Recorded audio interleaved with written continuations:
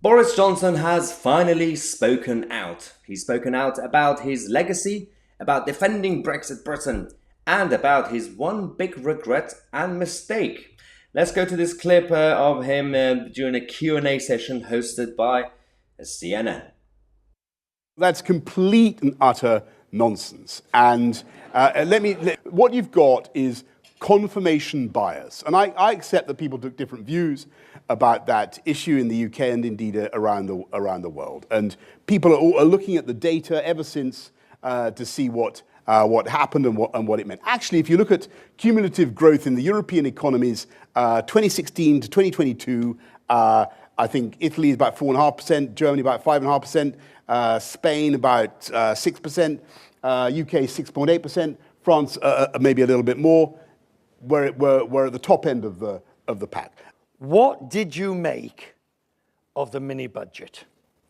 I have a convention, which is called the Johnson Convention, which is that we don't talk about British politics when we're abroad, because it's embarrassing. It's like talking about your family in front of other people. You shouldn't do it as a rule. It's impolite to our distinguished CNN Portugal audience. They don't want to hear. They don't want to hear my views about British politics.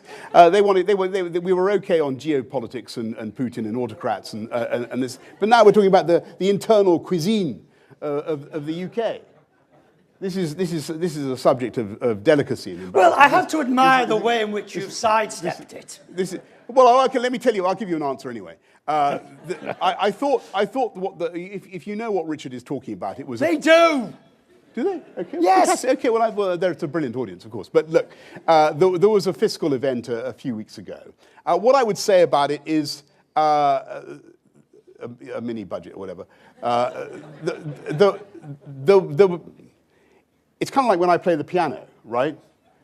The notes individually sound perfectly okay, but they're not in the right order, and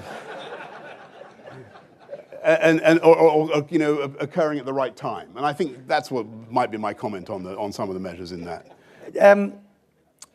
What are you going to do next?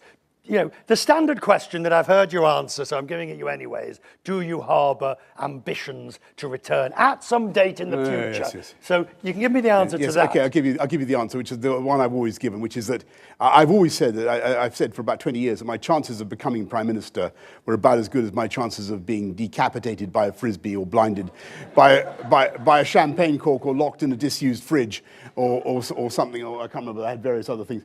I then did become Prime Minister, so my chance of becoming Prime Minister again, I think those impossibilia cubed or squared. One thing you would have done differently. Yeah, I don't know.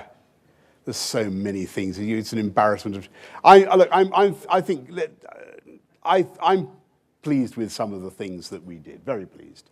I think that having a very fast vaccine rollout was great. Having the biggest election majority was great. And I think what we did to support Ukraine was great. What would I have done differently? I think COVID was a bummer. COVID was really very difficult, and the thing that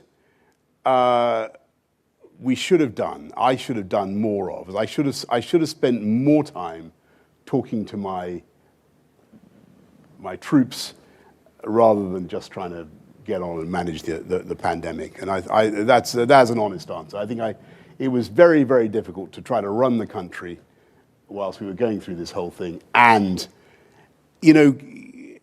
we had a huge number of MPs who'd never been elected before, who didn't think they'd be elected, and who hardly knew me at all. And I got to put my hand up, I didn't spend enough time with them. No, that was my fault. Now, I don't know if you guys noticed something. Now, despite Boris going a little bit woke and losing his leadership skills and the lies and some of the mistakes with policies and all the chaos that happened, the man is a genius, and I'll tell you why. He knows how to get the attention, and he knows how to say things he might be seeing like chaotic, but this is organized chaos. Now, I'll ask you guys one thing. If I say the question about him being asked to give his opinion on Liz Truss's mini budget, what would you say? The majority would say, Well, what would you remember from that answer? And the majority would say, "Oh, well, he said he doesn't want to talk about British domestic politics when he's abroad," right? And then there will be a minority of people that who would actually remember something else. He did actually answer at the end, like, but the headline would be in people's head that, oh yeah, he said he doesn't want to get involved, but he actually did answer, and he talked about just like the whole story about him playing the piano. Said the right ideas, but the wrong place. So he actually did say it. But so it's a quite fascinating thing about Boris. And again, it's just a waste of talent. He messed it up. He has to take responsibility. It's his own fault. And of course, there were people around him who messed it up for him. But you're an adult, grown-up adult. You have to also take responsibility when you make mistakes as a politician, as a leader. But we are where we are. Look at the mess now. It's much worse now. Anyway, thank you so much for all the support. Subscribe to the channel. I'm Tousi, and we are the media.